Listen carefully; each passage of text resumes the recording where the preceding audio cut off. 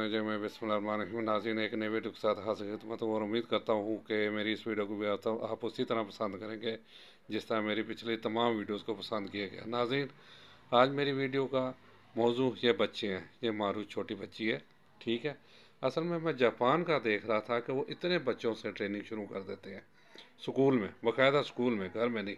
और फिर हम मुसलमान तो ये देखें कि एक माँ को वो दूध पिलाने के पैसे मांग सकती है, रोटी वो ना चाहे तो नहीं बना सकती, घर वालों की और किसी की कोई खिदमत कोई नहीं कर सकती। सिर्फ एक उसके जो ज़िम्मा काम दिया गया है वो है बच्चे की तरबियत करना, बच्चों की परवरिश करना। और आजकल की माँ वही नहीं कर रही। आजकल की माँ क्या कर रही है, वो अभी मैं बाहर निकल के बाहर के बच्चों का भी दिखाऊंगा हमारे यहाँ कितने यानी बिगड़ी औलादें पैदा होती हैं। और वजह क्या है, उनकी माएँ उनके बाप वो तरबियत ही नहीं करते। असल में बच्चे को स्कूल से ही, अच्छा ये ट्रेनिंग स्कूल में दी जाती है। जापान में दुनिया का नंबर 1 स्टा मुल्क है जहाँ तरबियत के हिसाब से, इखलाक के हिसाब से। जिस मज़हब में अपना एक माँ को, एक औरत को सिर्फ हर लिहाज से उसे जो है ना बरियो ज़िम्मा करार दे दिया, ना वो रोटी पकाए ना बच्चे को दूध पिलाने तक के पैसे वो ले सकती है, तो पीछे सिर्फ एक मकसद है कि वो बच्चे की परवरिश करे।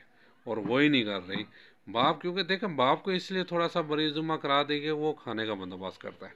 वो सुबह जाता है शाम को आता है और ज़ाहिर है थका आ रहा सारा दिन, माँ जो है ना अपना वो ज़ाहिर है बिल्कुल आजकल के दौर में जो है वो माँ पे भी हमने इतनी जिम्मेदारियां डाली हुई हैं कि जी एक 10 अफराद का कुंबा है तो खाना बनाए, उसके कपड़े धोए, घर का पहुंचा। हालांकि ये उसे नहीं कहा गया, उसे सिर्फ उसके ज़िम्मे जो है ना वो ये कहा गया कि आप बच्चे की परवरिश करो। बच्चे की परवरिश अच्छी परवरिश होगी तो अच्छा माशरा बनेगा और अच्छे लोग सामने आएंगे। लेकिन हमारा क्या हो रहा है वो आपको पता ही है। हम यहाँ पे जैसे बच्चे की एक परवरिश करते हैं वो आपको पता है। अब मैं इसमें एक जापान का जो है ना, जापान का बताने लगा हूँ कि वहाँ परवरिश कैसे की जाती है, वो देखिएगा। फिर इसके बाद मैं बाकी बातें करता हूँ।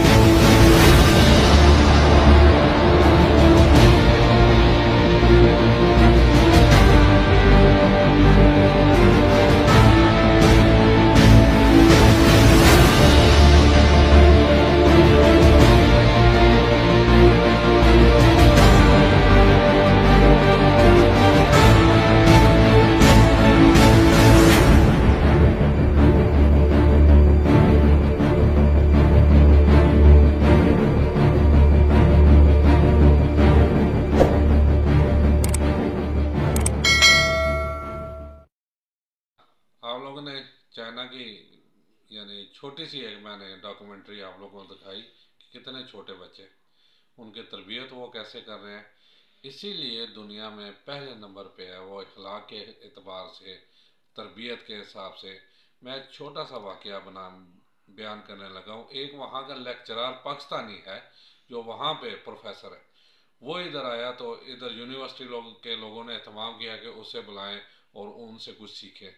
उन्होंने कहा जी वहाँ को की वाक़या, उसने कहा वैसे तो ढेरों वाक़े हैं, आपने यूट्यूब पे देखे भी होंगे, ठीक है, लेकिन कहता है एक जो मेरा ज़ाती है ना, पर्सनल मेरे साथ पेश आया, वो मैं आप लोगों को बताता हूँ कि वो वहाँ के जो लोग ना कितने सिविलाइज्ड है, कितने सुलझे हुए हैं। कि मैं अभी नया नया गया था, मुझे जापान के बारे में कोई पता नहीं था, तो मैं एक डिपार्टमेंटल स्टोर पे, बड़े स्टोर पे गया कुछ अपना चीज़ें लेने अपनी रोज़मर्रा की।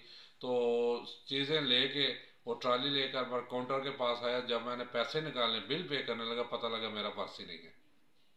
परेशान हुआ क्योंकि पाकिस्तान से माशाल्लाह गया था। तो उसने सोचा यही कि जनाब गिर गया था, अब कहाँ वापस मिलेगा। मैंने काउंटर पे जो रिसेप्शन पे बैठा हुआ था उस बंदे से बात की। उसने कहा आप ऐसा करें, ये ट्रॉली साइड पे रखें, जिस जिस तरफ से आप आए हैं उसी तरफ से वापस आएँ। आप लोगों को, आपको इंशाल्लाह पर्स मिल जाएगा। कहता मुझे 0% भी उस बंदे पे यकीन नहीं आया कि ये काम हो सकता है, दुनिया में ये काम हो सकता है। क्योंकि मैं तो खैर से पाकिस्तान में रहता था, पाकिस्तान में था, ऐसा वाकई नामुमकिन है। बहरहाल उसके कहने पे मैं जिस जिस रास्ते से आया था उसी रास्ते गया, थोड़ी दूर गया ना, वो पर्स पड़ा हुआ था और एज इट इज़ जैसे गिरा वैसे ही पड़ा हुआ था। उसमें से 1 रुपया भी वहाँ का जो है ना बीच में से गायब नहीं था।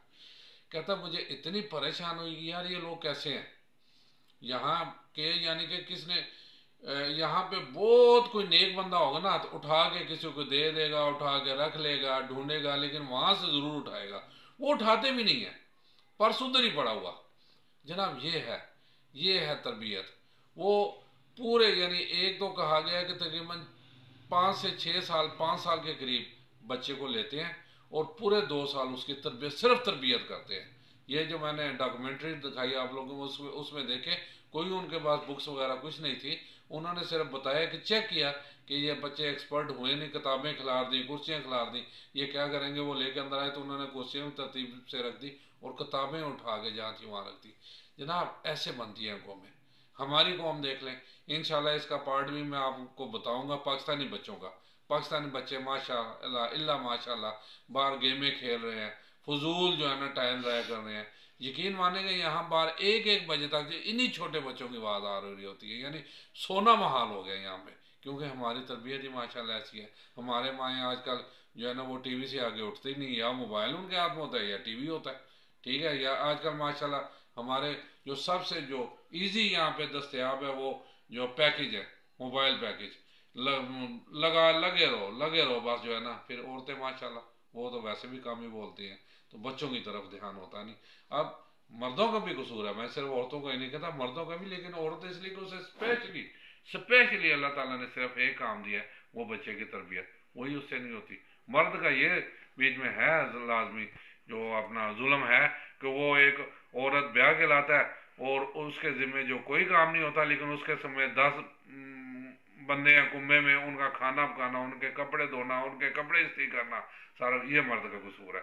यानी बच्चे की तरबियत कह लें तो 50-50 हो जाती है। फिर मर्द अपना जिम्मेदारी पूरी करे और औरत अपनी जिम्मेदारी पूरी करे, तो एक बेहतरीन नेचर। और फिर वालदैन नहीं देखें, वहाँ स्कूल में जाके बच्चों की परवरिश होती है। स्कूल में जापान में वो माओ के सहारे नहीं छोड़ते, स्कूल में भेज देते हैं। पहले 4 साल या 5 साल माँ तरबियत करती है और उसके बाद फिर स्कूल वाले करते हैं। अब चाइना में देख लें, चाइना में बच्चे की कैसी तरबियत होती है कि माँ बाप अपनी मर्जी से बच्चे के साथ थोप नहीं सकते कि पुत्र तू डॉक्टर बनेगा, तू इंजीनियर बनेगा, तू वकील बनेगा। वो गवर्नमेंट बाकायदा चेक करती है कि इस बच्चे का इंटरेस्ट, इस बच्चे की दिलचस्पी किस तरफ है, उस हिसाब से उस बच्चे को ना आगे जो है ना उसकी पढ़ाई जो है ना शुरू कराते हैं। अब बात वही है कि हमारे यहाँ क्या होता है जी। जी जनाब, असल में यहाँ पे पाकिस्तान में जो है ना इतनी कबाहतें हैं ना, ना वालदैन तो जो करते हैं, ना टीचर तो जो करते हैं, ना ही गवर्नमेंट करती है। गवर्नमेंट देखें, हमारा सिलेबस देख लेना आप 80 से 90% बिल्कुल फजूल फजूल किस्म का सिलेबस है। हकीकी ज़िंदगी में 90% लोगों को वो जो है ना अपनी, यानी पैदाइश से मरते दम तक वो काम ही नहीं आता। ज्योमेट्री ले लें, कितने बंदों को ज़िंदगी में काम आता है। मैथ ले लें, अलजबरा ले लें, उसमें कितने बंदों को काम आता है, ठीक है।